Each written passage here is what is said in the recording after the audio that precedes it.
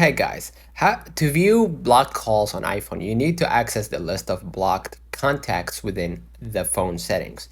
So go to the settings and then head apps, try to pin down phone, press phone, and scroll a little bit down. You're gonna find in the last column or the last section, silence unknown callers, blocked contacts, right? And this will display all numbers and contacts you've blocked, while you won't see the list, or you won't see a list of calls from those numbers.